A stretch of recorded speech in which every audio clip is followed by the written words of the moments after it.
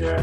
There are no people in the future. No people at all. There are no people in the future. Where did all my people go? There are no people in the future. Let me try my people call. Where are all my people?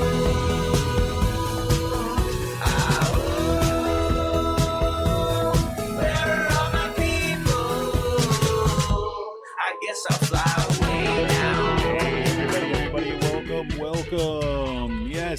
Yes, Ross says, yes, the storm is coming. The storm, that's it. The storm is a-coming. Yes, we are under severe thunderstorm warning and potential tornado watch. So if everything goes black, everybody, you know what's going on. I'll let you know I'm okay in the aftermath. Yes, it is Monday, August 7th, 2023. Welcome to Raging Chicken's Out to Coop Live. This is Kevin Mahoney, creator and founder of Raging Chicken. On Out to Coop Live, we talk to progressives, activists, or troublemakers of all sorts, right from our own backyards and across the country. And you can join us at the end of the week for our Friday Politics Roundup, where we break down the good, the bad, and the ugly in state and national politics. You can get all our shows by subscribing to our podcast on Podbean, iTunes, Spotify, or wherever you get your podcast. Look, you can support this show by becoming a patron for as little as $5 a month. Check us out at patreon.com/rcpress, where you get some extra little special content, right? And you can help support this show. You can also help out the show by heading over to our YouTube channel if you're not there already. Smash the subscribe button, like the stream for this show, and hit that notification bell so you know every time that we go live. And if you're one of our awesome podcast listeners, make sure to leave us a 5-star review on whatever platform you listen on. Leave a comment to let other folks know why you like the show. Little things like this help other people find the show. Yeah, we're kind of messing around with our Discord again, everybody, so be looking forward to that. Did some, as you know, we didn't have a show this past Friday because I needed a tech day, and this is one of the things that I was working on, but a whole bunch of other stuff, which I'll talk about in a little bit. And for more PA Progressive Talk, tune into the Rick Smith Show's live stream at 9 p.m. Eastern on his YouTube channel, Twitter, Facebook, wherever you get your podcasts, wherever you get your live streams. And you make sure you subscribe to his podcast wherever you get your podcasts. Head on over to ricksmithshow.com for the latest across all his platforms. And check out the Sisters of the Night Caucus podcast. The amazing PA women stirring the political cauldron behind this podcast rock the house. And they know where the bodies are buried. Make sure to follow them on Twitter at The Night Caucus. That's at The Night Caucus on Twitter. And subscribe to their podcast on Anchor, Spotify, iTunes, or wherever you get your podcasts. And if you haven't heard, The Signal is a new podcast by the Bucks County Beacon. The Signal is hosted by the Beacon's editor-in-chief, Cyril Mikaleko, and produced by yours truly. Twice a month, The Signal will shine a new light on the right-wing extremist current streaming through Bucks County and beyond. Cyril invites guests to provide insight, analysis, and organizing solutions so that we can steer the community toward calmer, saner, progressive roots. Check the podcast out at buckscountybeacon.podbean.com, or you can pick it up wherever you get your podcasts. Got a new episode coming out in just a couple days. I think you're going to like it. Check it out. And for all you gamers out there, the Game Inn, that's with 2 N's, the Game Inn is a Quakertown-based black family-owned gaming store. They're friends of the show. They got everything for retro N64s, the latest consoles, video games for all platforms, collectibles, action figures, Funko Pops, walls of Funko Pops. You got to check it out. Check them out on their Facebook page or follow them on Twitter at The Game Inn. If you got a question about a game, look for something hard to get, shoot them a message or drop them an email at thegameinpa@gmail.com. A special shout out goes to Jonathan Mann, who wrote our intro song, There Are No People in the Future. Check out all his great stuff on his YouTube page and follow him on Twitter.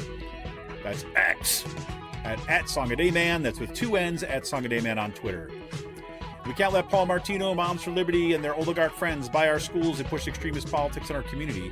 Raging Chicken has teamed up with Level Field to launch a truly community-rooted PAC to invest in organizing, supporting local and statewide progressive candidates, and unmasking the toxic organizations injecting our communities with right-wing extremism. We're putting small dollar donations to work to beat back the power of big money. You can get more information and drop your donation at ragingchicken.levelfield.net. Well, on tonight's show, like I said, it is a Monday Politics Roundup. Yep. Had to take a tech day this past Friday, so thought we'd take a little bit peek back on last week and kind of what's happening today, even for that matter. We're getting close to some critical elections this fall, and the 2024 presidential elections are heating up. And of course, our planet is heating up. So much is going on.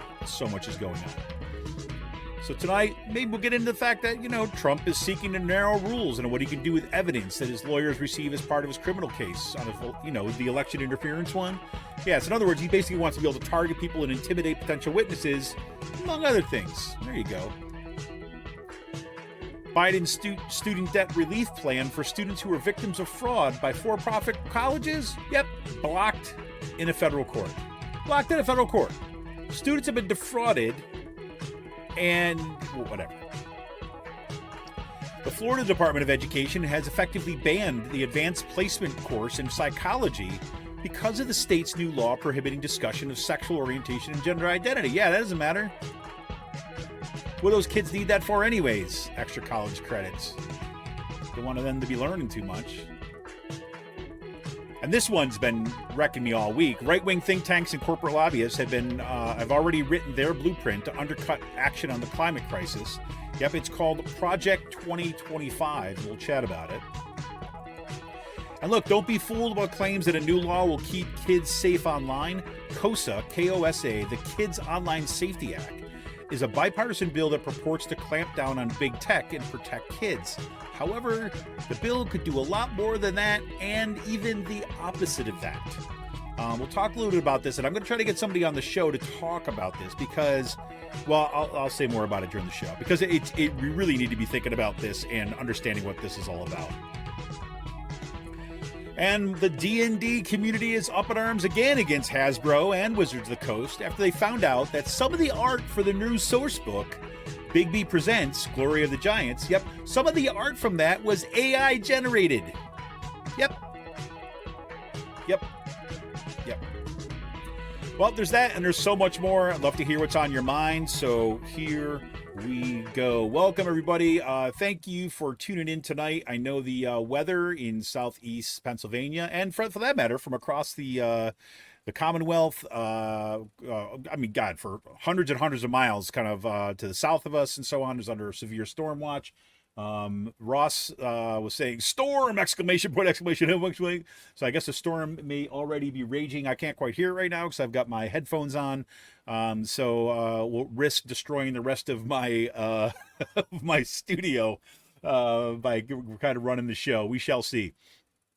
So basically, so I apologize again about the really kind of short notice that about canceling this past Friday's show. But I had to take a little bit of a tech day to try to get a handle on some things. As you know, I've been listening to the show for a bit. About a week and a half ago, I had my mixer. It's called a Rodecaster Pro, right? So it's designed for podcasting, right? It's a fantastic piece of equipment. I absolutely love it. It allows you to have, all your music drops and everything in one space. You can funnel everything into it. Works just like a mixer, except it's even easier to use, or it's built more towards podcast. Anyways, this is something I've been saving up for a while to get. I finally kind of decided to take the plunge this past January, I guess is when I got it. Got a good deal on it, after Christmas sales kind of thing. And it's been fantastic. I've loved it. I mean, it's been great. And then I went to do my podcast, not this past Friday, but the Friday before. And I think it was then. And literally came down to my computer to get everything start working up, and it would just not turn on. No, nothing. Just like, not that it didn't work. It just did. I mean, not that it didn't kind of go on and something went, no, it just would not even turn on. I went through everything that you do when something like that happens, unplug everything, plug it all back in, check all the stuff. I have no idea what happened. My computer was off, right? So it wasn't like my computer was on. We actually have in our house, we've got these, surge protectors that are not, my computer and all that stuff is in surge protectors, but we also got a household one. So I don't think it could have been a storm or something like it. It's just baffling to me. So anyways, that caused like a series of like a cascading series of like technological problems, including my mics, the way my mics were set up. Then I got a new mic, and but the new mic is a USB mic, and it's not a kind of, and so that just causes, throws off the sound, throws off how the sound feeds in, all this other kinds of stuff, right? So be as it may. So and then Friday, I had to get something straight. I had, if you remember, if you listened to the show a couple weeks back, we had this issue with echoes, and the levels were not so great. I still don't know if the levels are good now. I think Ross may have had to take shelter from the storm right now, so I don't know if he's still there or not. I'm actually, you know what? I should just take a quick peek and just make sure that I'm not going to get hit by a tornado while I'm trying to broadcast here. So we did just get a severe storm warning right before we went on air, so I should definitely check it out.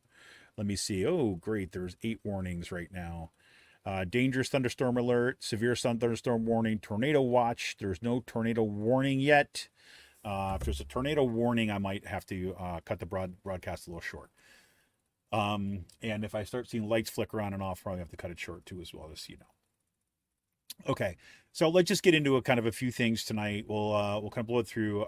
If there's people, I mean, I've got just a few things to start off with, given the way the storm is and stuff. If it's nobody else is, if everyone's sheltering in place, as it were, then we can we'll do a little rather short show tonight. But if there are folks out there listening, you got stuff on your mind, things that are going on, things that are happening in your community, things that you think we should focus on, you want to talk about, I would love to hear from you. So love to hear what you got going on. So there. So of course, I mean, this has been all over the news of late, right? Of course, new indictments have come down on with Trump, and there's this back and forth right now, which is, I think, significant. Right, the back and forth is that basically there's rules, right? If you're in a court case, right, especially if you start kind of handling evidence, right, you're passing over it. A lot of the evidence in this case that we're especially the election interference plays, attempts to defraud the federal government, all that kind of stuff, conspiracy to defraud the federal government, the election interference, that major case. A lot of the sources are going to be sensitive, right? There's going to be you got privacy issues, you have security issues, you have a whole bunch of that kind of stuff. And so Trump's legal team basically wants more narrow rules than what the prosecutors want, or even what the judge was saying about what he can do with evidence, right? But the big concern here is that Trump has shown in the past, Trump and his people have shown in the past, that he's willing to use intimidation as a way to intimidating witnesses, of kind of messing with their testimony, of attempting to, get out in front and discredit a witness, right, with lies ahead of their testimony, which basically, has you potential ways of, say, corrupting the way that the trial works. So that's the issue, right? So, they're looking to narrow those rules. Now, however, when you come right down to it, really what the long game is, and if if any of you listen to the Majority Report as well as I do, what Sam Cedar and Emma Vigeland have been talking about on the show, which is exactly right? I mean, what Trump is going to try to do, he's going to try to stall. He's going to try to stall and attempt to use whatever he can from this case as a way of bolstering his electoral prospects, right? With the idea that if he's elected president, then he's not going to have to go to jail, right? Because, look, we have the people who are running for president right now are all olds, right? I mean, they're all people, whether Joe Biden, Donald Trump, the two main folks who are current president and potential Republican nominee, are all very old. And if Trump is convicted even on one or two of these charges, that could potentially mean, and he has to do jail time, that could mean he spends the rest of his life behind bars, right? So that's kind of where I think some of the stuff is ramping up. But ultimately, we shouldn't be surprised by any of this. Should be completely expected. And Jack Smith, from what I've seen, what I'm sure you've seen thus far, is not playing into Trump's hand. He's just not. He's not playing that game. He's not taking the bait, and which is, I think, is working fairly effective here. But we're going to see what happens from here on out. Right. So this is becoming increasingly important because Trump has just posted like a meme to his X account or his Twitter account. Um, I'm sorry, not a meme. He's posted to True Social, I should say, because I mean I don't know what I'm thinking about. That basically, you come at basically saying you come after us, we're gonna come after you, right? And I don't know how else you want to take that. I mean, if Trump is going to come out and he's basically going to say that we need to, that I'm going to go after you if you testify against me, that's already showing you that what's at stake here is election interference and intimidation of witnesses. So that be as that may. But like I said, I mean, I thought that deserved to be mentioned here, but I'm not going to get into all the legal, the aspects and the back and forth around the Trump thing for the reasons that I've stated before, is because right now there's not a whole lot that it seems requires organizing around. Yes, paying attention, define what goes on. Their stakes could not be higher. There's no doubt about this, right? But it is, it is within the legal system. And frankly, like I've said before, do what I do. If you want to know what's happening in the Trump campaign, just turn on MSNBC sometime after 5. And then you will get wall-to-wall coverage of everything about the Trump trial nonstop, right? Or Trump trials, I should say, because there's multiple ones, right? Because he's a freaking crooked son of a bitch. That's why. More kind of, what's been disturbing to me is to see once away what's been happening in the courts, and particularly when we're talking about the student debt relief. Now, we know that the last student debt plan was actually shot down by the Supreme Court. And now we've got another federal court just today, right, blocked another attempt by the Biden administration to forgive some student loan debt. Now, this is more narrow than the previous debt relief program, which would basically target borrowers who made like under $125,000 a year, I believe, family under $125,000 a year, and would forgive up to $10,000 of student loan debt.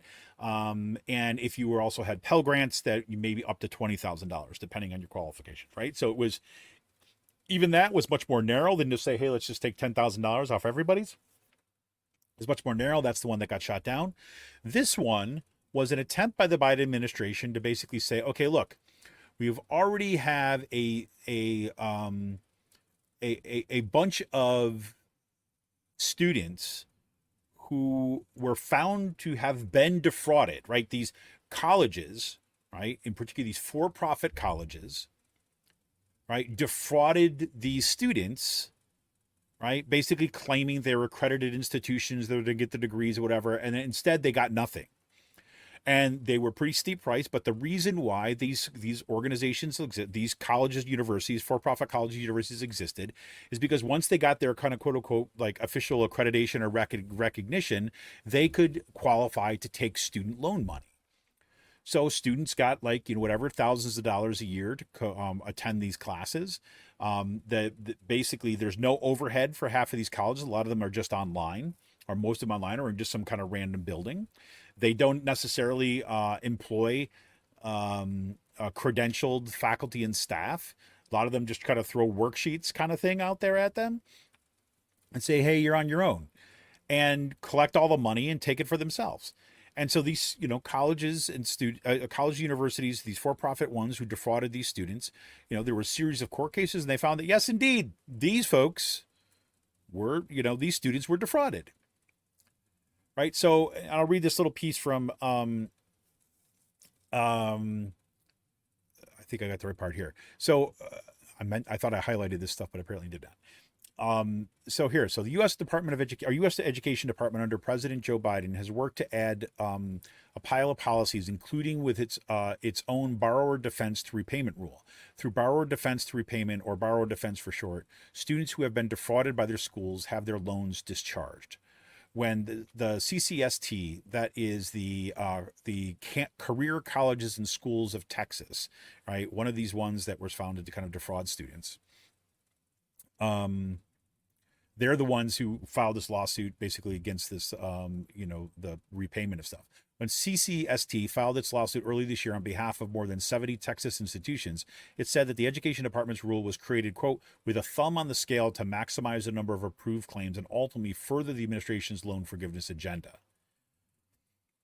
Right. The federal law has long allowed the discharge of loans for borrowers who've been misled or defrauded by their colleges, but getting loans canceled has been arduous in many cases involving lawsuits against the federal government. Biden has been applying his authority incrementally. In a settlement for a case that traces back to the Trump presidency known as Sweet versus Cardona, Biden agreed to forgive $6 billion in debt relief for nearly 300,000 borrowers, for example. That relief is not affected by Monday's injunction, right? But still, now that's going to be kind of part of the concern, right? The Biden administration also announced forgiveness of another 7,400 defrauded students in Colorado. Right. So there's been these little things that have been going on. But this latest one, you see like another attempts by the courts to say that no, or the federal government has no role in protecting defrauded students. Right. Even though if they've taken out these loans, even if they were kind of like the fraud, the federal government can't come in and say, no, you know what? You were wronged. You were robbed, basically. And we're not going to basically make you pay for your own your own victimhood. Right. Because you were robbed, we're not going to pay. You're not going to have to pay to get your stuff back. It's basically saying, hey, oh, look, these people took $100,000 of your money, right? And we know they got the money, right? Because it's sitting right there in their bank account. But you know what? You're still going to be responsible for those loans, right? They get to keep the money, right? Or the money goes someplace, right? They get to keep it over there, right? And yes, you won your law case and you get some, some restitution or something like this, but they're going to keep your money. And you're still going to have those loans hanging over your head. That's so messed up. That's so messed up. So you gotta look at this. I mean, this is like one of these perfect examples, like where the government can do good, right? And you have, because of a 30, 40 year process where the right wing Republican Party, let's just say Republican Party because that's what they are now. The Republican Party has basically had a single mission to stack the courts with their people. Right? They trained them through the Federal Society and other kind of legal arms. They developed their institutions to train lawyers. They put together pipelines that would take them through those institutions and toward the key courts.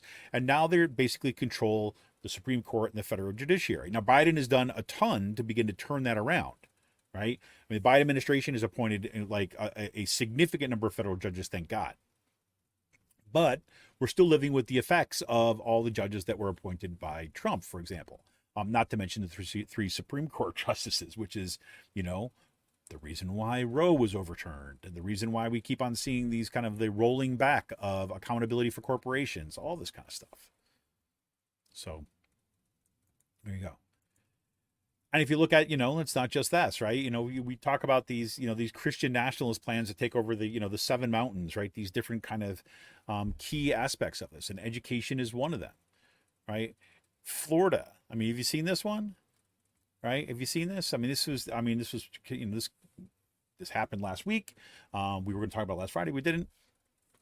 We'll just read a little bit of this for you, and just kind of lay it out, because this is according to Reuters. Like, Florida has told school superintendents that an advanced placement psychology course offered to high school students violates a new state law prohibiting instruction on sexual orientation and gender identity. The nonprofit that develops the course said on Thursday. Quote, the Florida Department of Education has effectively banned AP psychology in the state, unquote, the College Board said in a statement referring to its guidance. The move is the latest by the administration, this is in Florida, of Republican Governor Ron DeSantis to limit instruction about LGBTQ issues and race in the state. DeSantis is challenging former U.S. President Donald Trump and Republican nominee, blah, blah, blah, has made battles over culture issues the centerpiece of this. Florida this year banned a new AP African-American Studies course, saying it lacked, quote, educational value and historical accuracy, unquote, and violated state law on race, how race can be taught in public classrooms. Remember, one of the guys who was down there consulting Florida, the DeSantis folks, Department of Education, on which ones of these courses to flag and to ban was none other than Jordan Adams of Vermilion Education. Vermilion Education, the ones that were just hired by the Pembridge School Board in order to rewrite the social studies curriculum and the English curriculum, literature curriculum of the Pembridge School District. As of today, there is still not a social studies curriculum for the incoming high school students in Pembridge, and school starts in 3 weeks.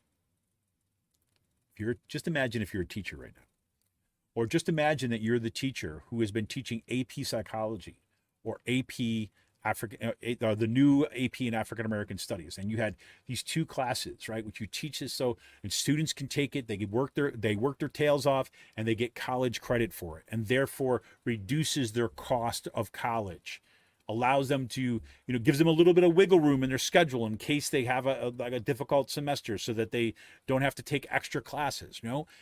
They get a head start on some other stuff. Maybe they want to get involved with things in college, right? This reduces their cost, right? Gives them that little bump into college. But no, we're taking away 2 more options for those students in the state, which is precisely what's, the plan is nationwide. So we'll keep on following that.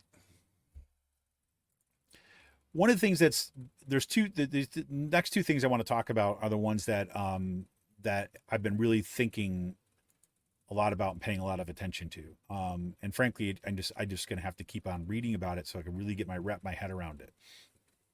Now, I want to say to you right off the top of the bat that, well, here, let me say this. So this is from Climate Wire, right? And it says conservatives have already written a climate plan for Trump's second term. All right. And I want to read you the first few paragraphs here. Conservative groups have crafted a plan for demolishing the federal government's efforts to counter climate change. And it wouldn't stop with President Joe Biden's policies. Okay.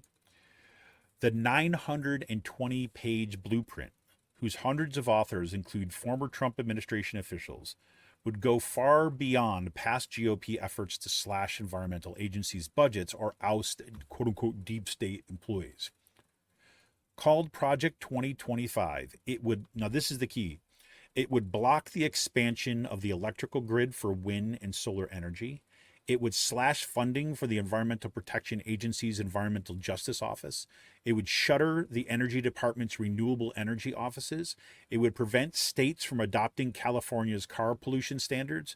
And it would delegate more regulation of polluting industries to Republican state officials.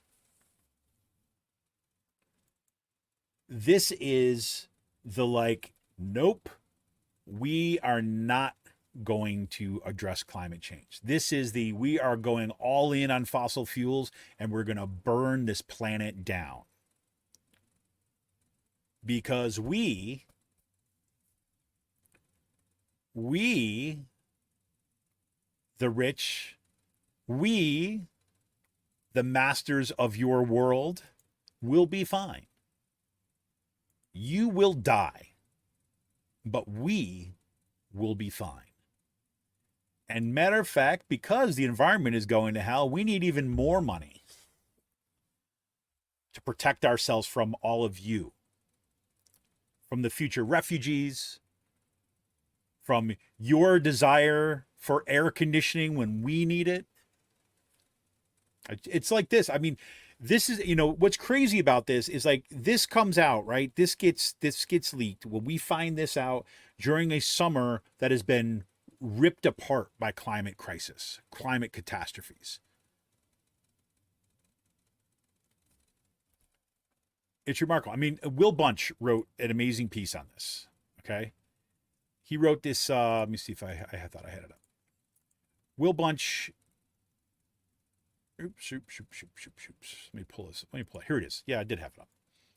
So Will Bunch wrote a piece exactly on this, right? And he says in Will Bunch's classic thing, and I'll just read a little bit from his stuff. This came out, when did he publish this? This came out, July 30th. So it's been out for a bit. So you may have already seen this.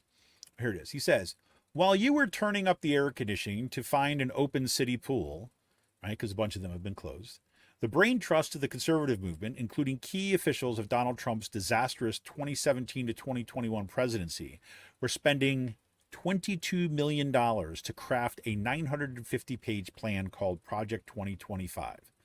That, among other things, is a blueprint for unconditional surrender in the war on climate. The scheme, drafted by the Heritage Foundation and other think tanks that have guided the GOP administration since Ronald Reagan, wouldn't just halt the desperately needed transition to clean energy and electric cars, but restore the unchecked hegemony of burning fossil fuels.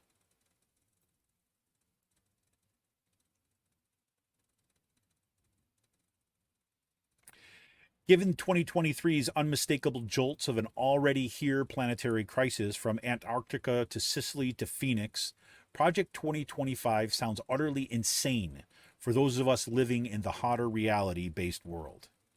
But here's some specifics. Blocking the expansion of the electrical grid to accommodate clean energy sources like wind and solar. Eliminating 3 offices within the Department of Energy promoting the renewable power transition. Wiping out funding for the environmental justice work in the U.S. Department of Environmental Protection, massive growth of the natural gas infrastructure such as pipelines, ensuring that no other states win approval for the kind of strict electric car guidelines being implemented in California. The EPA and other key agencies would be radically downsized and placed under the care of right-wing pro-fossil fuel zealots. It even includes restrictions on new scientific research. The 350 or so ultra-conservative thinkers and activists who've been toiling in the quiet obscurity on Project 2025 and hope to implement it in the first 100 days of a Republican presidency beginning January 20th, 2025, are a rogues gallery of former Trump's officials and big oil fanatics. They are advocates like Bernard McNamee, whose POTUS 45, who POTUS Trump, had named to the Federal Energy Regulatory Commission after a stint at the Texas Public Policy Foundation, a think tank opposing climate action, as an advisor to Senator Ted Cruz. And these conservatives, and this is the part that's key, and these conservatives behind Project 2025 are not shy about touting the radical reactionary nature of their environmental blueprint. Here they are. Quote, Project 2025 is not a white paper. We are not tinkering at the edges. We are writing a battle plan, and we are marshaling our forces, unquote. Paul Dans, the Project 2025 director of the Heritage Foundation, told Politico's E&E News. Quote, never before has the whole conservative movement banded together to systematically prepare to take power day one and deconstruct the administrative state.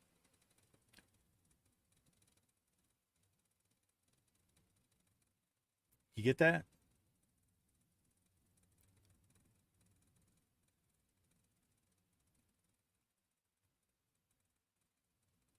And he concludes this, right? And he talks about also Biden talks about here about kind of, Biden's kind of lukewarm action on climate. I was like, yes, we could talk about all the reasons why that, the better policies didn't get through. We could talk about the kind of sellouts, the quote unquote sellouts in the Democratic Party. Like, I don't even want to give them the names now. But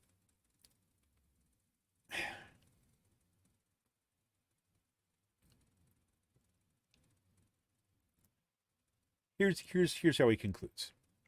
This didn't seem possible, but awareness of Project 2025 should dramatically raise the stakes for November 2024. Not only is the future of U.S. democracy on the ballot, but also the very future of the planet, given American centrality in reducing global carbon pollution. Barring unseen events, the choice will be between Biden, who believes climate change is real and that government action can help, and the nihilistic greed of the Heritage Foundation and Team Trump. Doomerism cannot be an option, and neither is getting used to it. The extreme right has its battle plan for 2025. Does planet Earth have an army to fight back? And there you have it. That's it right there. So pretty crazy. So that's something, we're going to be talking about that more in the coming weeks. Okay. The second thing that we're also going to be talking about in the coming weeks is this this piece of legislation that's called COSA. I don't know if you've seen it or not. It's called the Kids Online Safety Act. And I want to give my own kids credit for this because they brought this to me. My son was the first to bring it to me. Then my daughter was talking about it too as well, because they're in this online world, right? This is a gamer, right? My daughter plays a lot of games and kind of connected into all YouTube culture and all this stuff. So people are talking about it. And when they first told me about that, my son said, "Hey, did you hear about this COSA? Like COSA?" I'm like, "I have no idea what you're talking about." Right? And he said, "It's something you might want to check into, you might be interested in," right? So I said, "Oh, okay, I'll check it out." And it's called the Kids Online Safety Act, right? And initially this thing sounds, like, be frank with you, it sounds like a good thing, right? When you first read it. Right? I want to see if I can give you the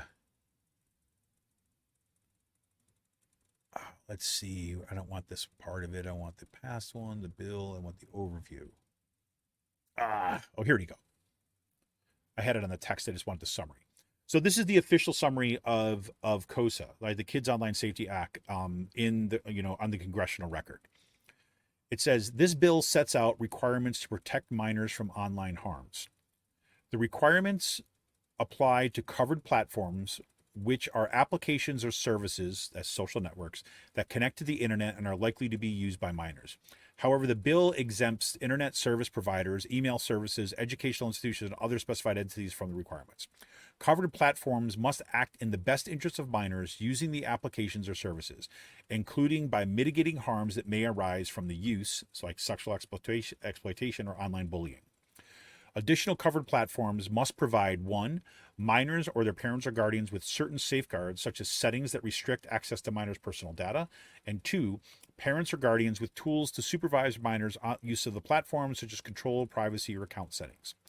Covered platforms must also, quote, say, disclose specified information, including details regarding the use of personal recommendation systems and targeted advertising, allow parents, guardians, minors, and schools to report certain harms, refrain from facilitating advertising of age-restricted products or services, tobacco, gambling, and minors, and so on, or annually report on foreseeable risks of harm to minors using the platform. The bill provides for the enforcement through the Federal Trade Commission in the states. Further, the bill establishes a program to facilitate relative independent research for non-commercial purposes and to counsel to advise on implementation of the bill. It also requires guidance for market and product research focused on minors and the evaluation of options to verify a user's age. Okay, now as a parent who worries about their kids, like online safety, right? We talk quite a bit about it in our household, right? You see something like this and you know the ways in which Facebook, Twitter, X, right? All the social platforms, Instagram, Snapchat, right? All of them, TikTok, all of them, right? Are the only thing that they care about is reaping our data and our use of these things for their own gain and profit, right? That's it. And we know, right, that given their drive toward profit, right, and utilizing their algorithms to squeeze all more profit out of our data, that has led to creating these horrific echo chambers, right, that have helped fan the flames for the rise of extremism, right? We know that that's true. We know that online forums and online spaces, right, have exacerbated things like child exploitation, right? Have exacerbated things like body image, right? I mean, problems with body image and the way that they cultivate this stuff, right? Because it's always feeding back. It's always feeding back what it says that you want to see, right? But really what that means, it's not what you want to see, right? It's the kind of thing that it was going to feed back to you. It's going to keep you on the platform. Right. And there's tons of research around how destructive it has been, how destructive it has been to our democracy, our discourse, our bodies, our lives, right? Our politics, everything, right? How it spreads mis and disinformation, all this stuff, right? So I want to kind of like stipulate that up front. All those things are real. All those things are significant problems. And all of those things are rooted into the kind of like the unbridled profit-seeking motivation of Silicon Valley and its associated enterprises, right? And I said it's facilitated, it's not caused, It's facilitated by that, right? It builds on this. Okay. So if I'm concerned about all those things. I imagine that a lot of you who are listening to this right now also have these concerns, right? So you see this and it's like, oh, and because we are in this highly polarized world, like you look at it, you're like, but wait, who's doing this? And you notice that, oh, it's being introduced by a Democrat, Senator Blumenthal, Richard Blumenthal from Connecticut. You know, he's a moderate guy, you know, whatever, big pro-corporate in many ways, you know, he's on the, on the Senate, Commerce, Science, and Transportation Committee. And so, okay, we're gonna go through it. Okay. And made out a committee and actually got some co-sponsors. We got 43 co-sponsors, right? Like Democrats, like Senator, what is it? Hold on. Senator Tammy Baldwin, right? Kind of pretty good name. Senator Amy Klobuchar, right? Who else? We got Senator Mark Warner, right? Christopher Coons, right? So you see these names on there, and you see there's these. Dick Durbin's on there, Bob Casey from Pennsylvania. Oh, okay, this must be a good thing, right? Oh, and not only are there a lot of Democrats on this, but there's a whole bunch of Republicans, like Marsha Blackburn of Tennessee, right? Shelley Caputo of West Virginia. Bill Cassidy from Louisiana. Some of these are pretty conservative folks, right? Lindsey Graham is on this one too as well. Chuck Grassley? Holy crap. Wow. Joe Manchin. Yeah. Who else we got? James Lankford, another Republican. Roger Wicker, Republican from Mississippi. So you look at this, right? And because we've been told, right, that the divisive culture and all this other kind of stuff, and we get pitted against each other, and so that if you have bipartisanship, that must mean it's good, correct? And especially if it's not, if the Democrats on here are not just like Joe Manchin, right? Or Kirsten Sinema. If it's a whole bunch of other Democrats, you're like, oh, okay, maybe the bill is good. Because look, most of us, that's how we read legislation, right? We reread legislation through like party affiliations and people who we associate with this stuff. So my first gloss, the first thing that I did when I read some of this stuff, and I read a little bit about the bill, I think it was in Politico was the first piece that I read on it. I was like, oh, well, this sounds kind of interesting. And then my son's like, yeah, but there's all these other concerns. And I'm like, well, I could imagine that there's going to be, other people who are going to have things on it. And then I also looked at, I noticed that the American Psychological Association was also speaking in defense of this bill. So I was like, that's interesting. But then I dug into it a little bit. And it got pretty disturbing. And it got disturbing to me mostly because what it draws upon those things that we really matter to us. If you're a parent or you just care about kids, these things matter to you. This is at the effective level. These things matter. You want to keep your kids safe from real harms that are out there, right? And then you've got this bill that seems to be responding to that. It feels like a relief. It feels like finally. Because I can't keep up with it. Can you keep up with it? I mean, if you wanted to kind of ensure your kids' online safety, you either have to ban them from all this stuff or you have to be on them all the time. And guess what? Most of us have busy lives. We work, right? We can't do that. So to know that, oh my God, look, there's somebody looking out for us and it seems everybody's on the same page, this is great. It's not. Right? That does not mean, and every single thing that I've read about this since, right? It's been very clear that everyone says, look, the goals here, to put it here, are laudable, right? The goals, we're all on board with the goals. That's not the issue. The issue is what happens with this legislation. And so there's an article in the New Republic, right, by, Melissa Gira Grant. Okay, she's a columnist for them in here. So I want to read you a little bit from here, and then I want to. I want to. There's this letter that really kind of like opened my eyes that I'll read for you in a second. But here's what she says. So after talking about what the bill is supposed to do, she says, the first thing you need to know about the latest bill in Congress meant to protect children on the internet is that one of its co-sponsors has been waging this fight against tech platforms since the days of MySpace. This bill, the Kids Online Safety Act, or KOSA, concerns children who were not yet born at the dawn of social media, whose parents could once have jockeyed to remain in each other's top 8, while their own parents, in turn, may have sounded the alarm against newfound dangers such as emo and camera phones. So, in other words, right, the logic is coming from somebody like an old, okay? KOSA has been kind of billed as a new way to protect kids from more pervasive and more dangerous internet. But in reality, KOSA hands powerful tools to the far right to further wage its war on kids, whether it's censoring education on racism or demonizing queer and trans youth. Meanwhile, Democrats who support KOSA appear to either not have noticed or not minded. The bipartisan effort has rather cannily made use of the well-deserved criticism of unaccountable tech platforms, Facebook, Instagram, YouTube, TikTok, etc., in order to rally support for increased surveillance and censorship. This is the important part. So last week, in a unanimous voice vote, the Senate Commerce Committee voted to bring KOSA to the full Senate, which will probably take up the bill when it returns in September. This is going to get folded into the presidential election stuff because it is ultimately connected with the culture wars. Okay? So here you go.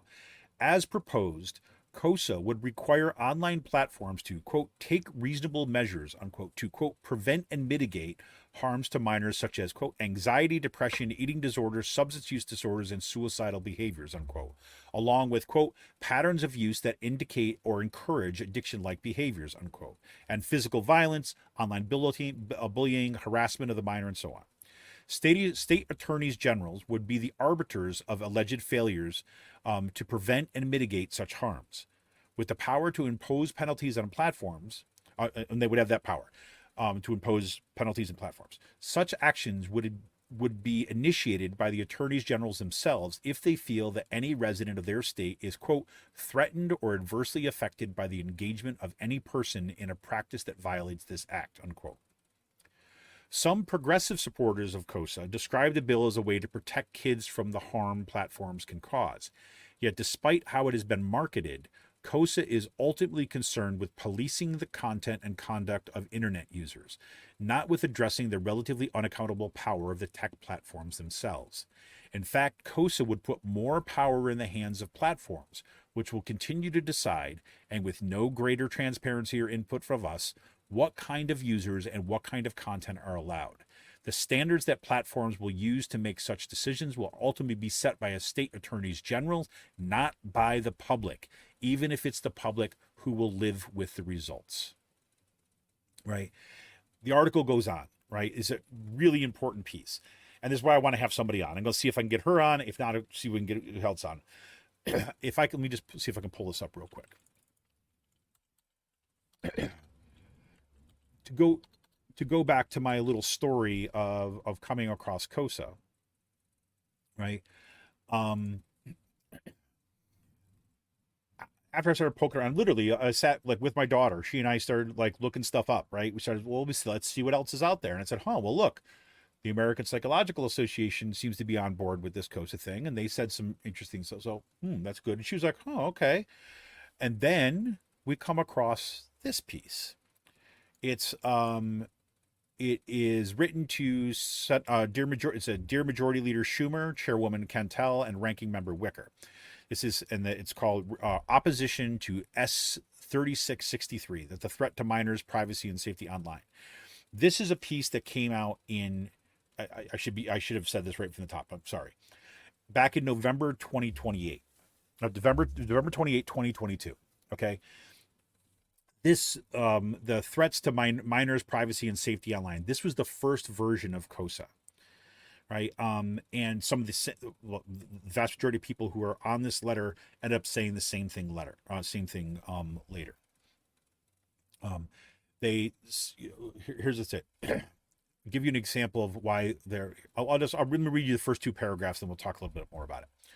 So here it says, we, the undersigned organizations, believe that the privacy, online safety, and digital well-being of children should be protected. However, S 3663, the Kids Online Safety Act, KOSA, would undermine those goals for all people, but especially children, by effectively forcing providers to use invasive filtering and monitoring tools, jeopardize private and secure communications, incentivizing increased data collection on children and adults, and undermining the delivery of critical services to minors by public agencies like schools.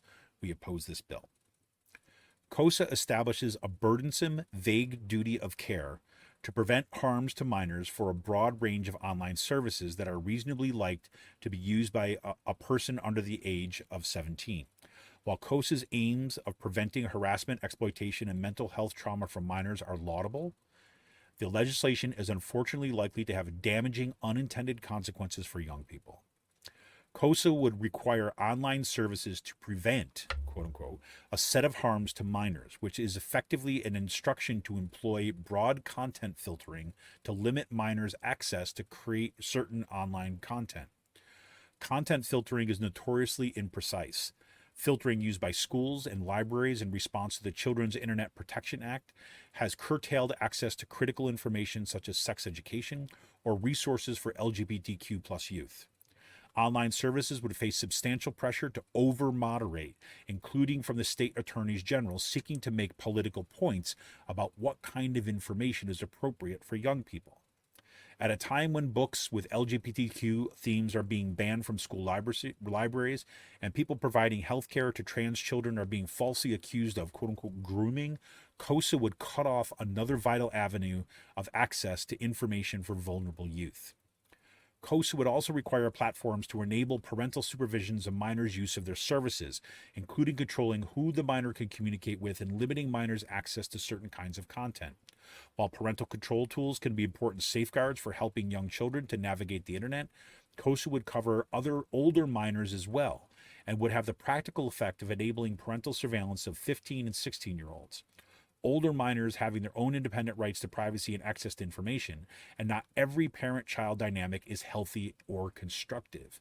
KOSA risks subjecting teens who are experiencing domestic violence and parental abuse to additional forms of digital surveillance that control that could prevent these vulnerable youth from reaching out for help and support. And by creating strong incentives to filter and enable parental control over the content minors can access, KOSA would also jeopardize young people's access to end-to-end encrypted technologies, which they depend on to access resources to mental health and to keep their data safe from bad actors.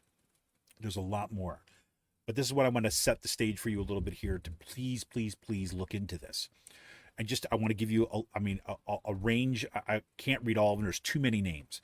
But for example, this is a letter that was signed on by Access Now, Advocacy for Principled Action in Government, Advocacies for Youth, Advocating Opportunity, American Association of School Librarians, American Civil Liberties Union, American Humanist Association, American Library Association, Black and Pink National, Center for Democracy and Technology, the Copia Institute, Defending Rights and Dissent, the Electronic Frontier Foundation, a whole bunch of equality organizations from a variety of different states, Fair Wisconsin, Fairness Campaign, Fight for the Future, Forge Incorporated, Free Speech Coalition, right? Georgia Equality, GLAD, GLESSON, the Human Trafficking Prevention Project, right? The Indivisible Bainbridge, a whole bunch of individual things. It goes on and on and on and on. You get my point, right? Whole bunch of universities, whole bunch of organizations, Yale Privacy Lab, right? The reason is, right, is that you think about it like this, and this is what I had to get my own head around, which is why I wanted to talk to you about it tonight. I had to get my own head around this because it's basically what it's saying is that you think about it like this, is that if you're basically saying, now I'm going to tell you different tech companies that you are now responsible for handling these social ills, right? And that we're gonna, and if we find out that you're not, then you are going to be prosecuted for it. So you have to not only do these things, you have to prove to us that you're doing what you can, right? And those rules are going to be set by state attorneys general. And as we know, as we see what's been happening since the fall of Roe v. Wade, right? Those state attorney generals are in the service of right-wing agendas, right? So they're going to set these rules, and they're going to be looking for CRT. Think about Florida right now, right? They're going to be about CRT, LGBTQ content, any kind of thing, quote unquote, sexual that they want to kind of like clamp down on, women's rights, whoever, abortion services, anything that kind of deals with that stuff. And the attorneys generals are going to go to these tech companies, and they're going to say, we need proof that those kids don't have access to this. The only way the tech companies can get that proof is to increase their monitoring and surveillance of kids, right? Because you have to, what is age verification, right? In order to use this, think about it like this. In order to access particular content, say you're 15 years old or you're 16 years old, right? And you're kind of, and you know that you're kind of part of the LGBT community, right? You know that you are not like you are not straight, right? Right? You're gay, you're lesbian, you're transsexual, whatever it might be, right? And so you need to find out more. You want to, you know the feeling, but you don't have the words yet. You don't have the community yet. So you want to reach out and you want to kind of like talk to the community. So in order to do that, you've got to get your parents' permission to access any of that kind of content. But turns out your parents are right-wing religious nuts who would send you to a freaking dungeon someplace if they found out that you had these thoughts. That's what they're talking about. Right? And so again, this is like a really interesting case. I'm actually probably going to be using some of this in some of my classes coming up, like not this fall, but in the spring, just because this came up so late and I was being aware of it so late. So I need some time to like read more about it. But looking at, you have a whole set of very real issues here, right? And you have a piece of legislation which is attempting to do stuff, but there's all sorts of issues, problems that are associated with it. So my charge to you, right, or my kind of suggestion to you is to please learn more about this. I will do whatever I can to bring someone on the show to talk more about this so we can dig into some of the details to help us understand this. It's a complicated issue, right? Complicated in the sense that this is not just like good versus evil here, right? This is, I believe that there are people on this bill, and I believe that's true of some Republicans and Democrats on this bill. I believe that their intentions are the best. I do believe that some of them do that. I do think there's a whole bunch of them on this bill that are here because they think they're going to gain political points with it, right? And that works out differently depending on where you are politically, about what kind of points you're gaining, right? But that's an important thing. So we're going to look into this. So just talking about COSA. My daughter gave me the thumbs up. So that's a good thing, I guess. So that's good. So yeah, so we'll talk more about that kind of coming up. Last thing I want to talk about tonight, just a little fun thing for me. It's fun, but also kind of tells us a lot about our future. So this earlier today, this came up this came up in one of my feeds and I was looking, I was like, oh, here we go. So Dungeons and Dragons, as you know, has the people who own Dungeons and Dragons, the franchise, a place called Wizards of the Coast. Wizards of the Coast had been bought out years ago by Hasbro, right? One of the biggest toy makers on the planet, right? And Hasbro, right, seeing kind of like blood, money in the water, during COVID, when there was this huge expansion of online role-playing games, in particular kind of Dungeons and Dragons, and see this kind of virtual boom of new players, right? New generations, right? Incredibly diverse players now coming out. The arrival of actual play live D&D games on YouTube, right? And on Twitch and things like this, all that stuff. And so Hasbro's looking for ways to just maximize as much as they can. So you remember not too long ago, there was a big controversy because they were attempting to change their licensing agreement, right? For the longest time, independent people were able to, kind of create independent content based upon the core rules of D&D, right? It was kind of this exchange. One thing that helped that made the community incredibly vibrant, right? Because people were creating all sorts of stuff around it. And it's also the thing that fed into kind of more people playing the game, more people buying stuff from Dungeons & Dragons, so on. So Hasbro looked like it was going to try to clamp down on that. We're going to try to kind of reclaim it all as private property. That blew up right in their face. They had to do this big apology tour. Then they eventually released the licensing to kind of like in the public domain and Creative Commons, so that they could never do this again, right? So lots of good stuff kind of ended up coming out of that. There's still lots of problems since then. New gaming systems have been emerging as a result of that, right? So now we're not just a few months later, right? Here we are, and this came out in Fortune magazine yesterday. So D&D fans are, this says turned off, but they were pissed off. But there was AI generated art in a new book that is coming out. And then now, because of the rise up of the community, right? Hasbro, or Wizards of the Coast, decide to kind of we're banning the AI, right, in future things, right? Now, we have no idea. Like, I'll read you a little bit about what about Wizards of the Coast eventually said here, but you don't know, right? So let's see. Where should I start this one? So Hasbro owned D&D Beyond, right, which is this online tool and other companion content for the franchise. So it didn't know until Saturday, that is past Saturday, that an illustrator it has worked with for nearly a decade used AI to create commissioned artwork for an upcoming book. The franchise, that's run by Hasbro subsidiary Wizards of the Coast, said in a statement that it has talked to that artist and is clarifying its rules. Quote, "He will not use AI for Wizards work moving forward," unquote, said a post from D&D Beyond's account on X, formerly Twitter. Quote, "We are revising our process and updating our artist guidelines to make clear the artist must refrain from using AI art generation as part of their art creation process for developing D&D." Right? Hasbro Wizards of the Coast didn't respond to requests to further comment on Sunday, and Hasbro bought D&D, this was 4 years ago. It says the art in question is in a soon-to-be-released hardcover book of monster descriptions and lore called Bigby Presents Glory of the Giants. The digital and physical version of the package is selling for $59.99, blah, blah, blah, on the website, so on. And it's set to be released next week on the 15th.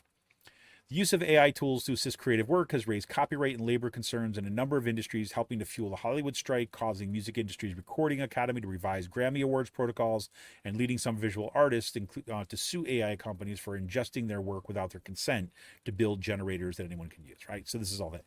So this is, another example, right? So whether or not the artist was upfront about this, whether or not Wizards actually knew about this ahead of time, they were looking for a way to kind of go do something on the cheap, we don't know, right? This could have been, or for that matter, right? There's if you've been following stuff, what's been happening with AI, there are quite a few people that are making the argument that this is part of an artistic process, right? That we shouldn't draw this kind of line between AI and AI generated art and art, right? That what it means to be an artist, right, can include AI as kind of particular dimensions, but that has yet to be worked out, because right now, right, AI is there to serve, to make it cheaper for big organizations, big corporations to maximize their profit from us at our expense, right?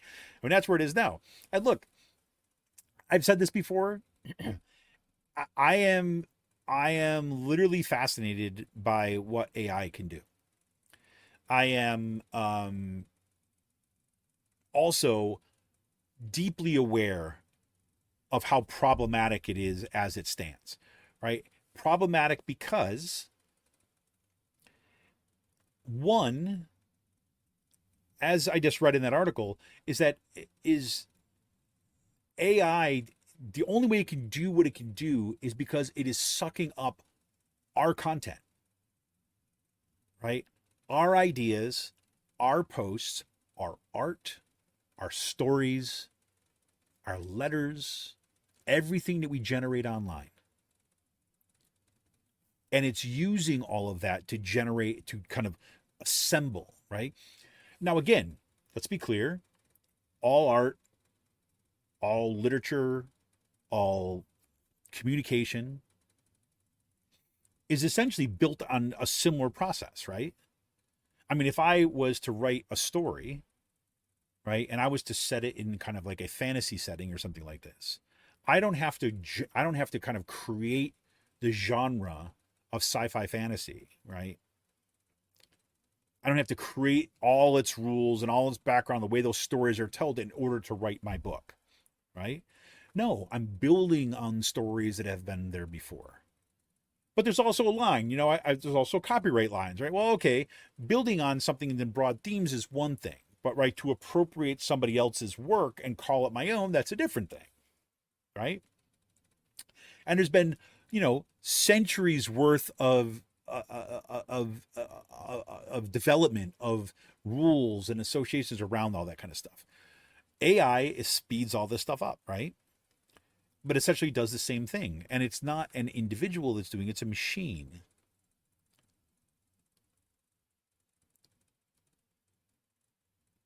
And what happens when it's not more human beings who are building off this work, but we have a machine that's taking other human beings' work and then presenting it as something that is its own thing? Because who owns that then, right? And I have, like, right now, I was listening to an interview that was done on the Majority Report a few days ago. I don't think I have that article up anymore, unfortunately. Otherwise, I'd tell you what it was. But I was listening to the interview. It was really kind of interesting. It was on this kind of AI stuff. And the guy who was at the Harvard School of, I don't know, I forget what it is, but he's based out of Harvard, like Freedom and Society or something like this, working on AI stuff, right? And co-wrote this article. One was a security specialist, another one was a data analyst, and kind of discussing stuff on AI. And in the interview, he just makes the good point.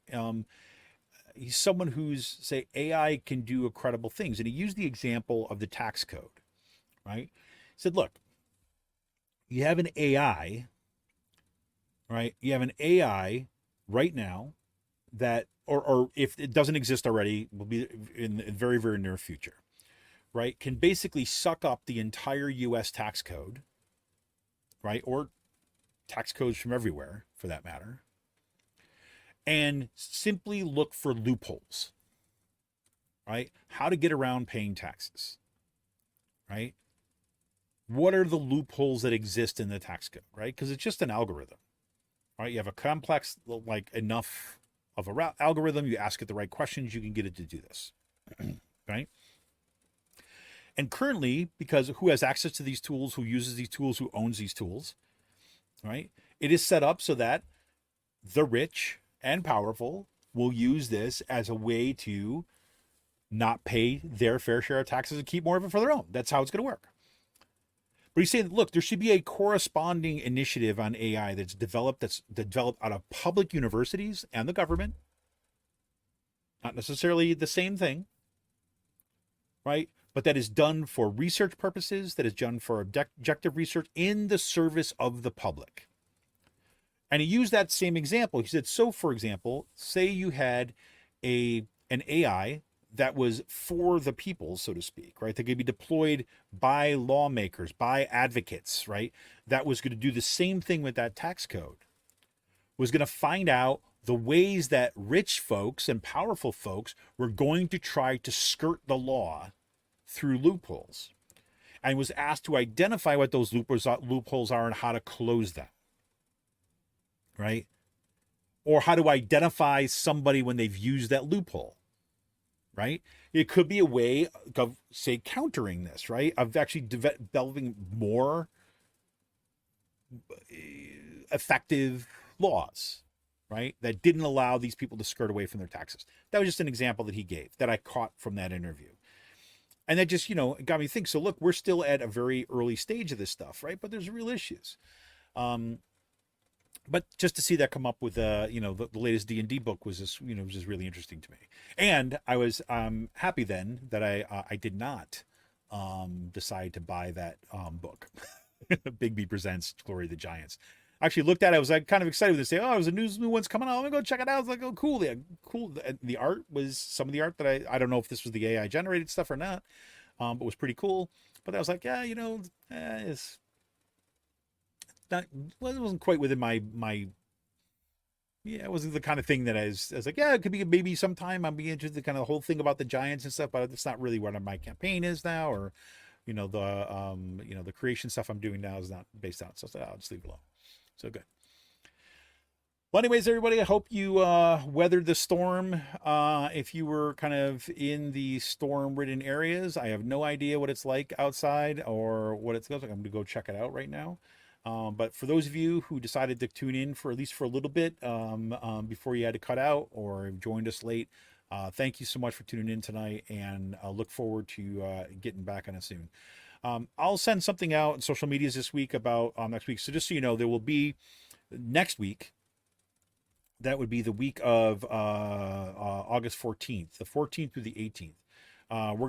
We'll be vacationing, so I'm not going to be. There will be no shows that week. If I can, I will put up some special kind of archive content or something like that. That might be kind of cool to introduce. But if not, just know that ahead of time. I'll put some announcements up. The other announcement is about this coming Friday. This coming Friday most likely will not have a show. And there's a whole bunch of moving parts this week that are just getting more and more difficult to balance. So I might just, and given the fact that we're, I'm going to be visiting some family and things, I got to deal with to figure out where I'm going to find all the time. But I'll let you know about that just for coming up. But I appreciate everything that you all have done. Appreciate everybody who's been supporting us from the early days, whether you're supporting us by listening, by commenting, becoming a patron at patreon.com/rcpress. Y'all rock, I'm telling you. And I appreciate every single one of you. I can't tell you what it means have you part and, to be part of this community and this space with all of you. So thank you, everybody. This has been Kevin Mahoney, creator and founder of Raging Chicken. Like I said, we may be here on Friday. We may not. If not, we'll see you on the flip side, and we'll get ready for the battle of the school boards this coming fall. Take it easy, everybody. Stay safe. See ya!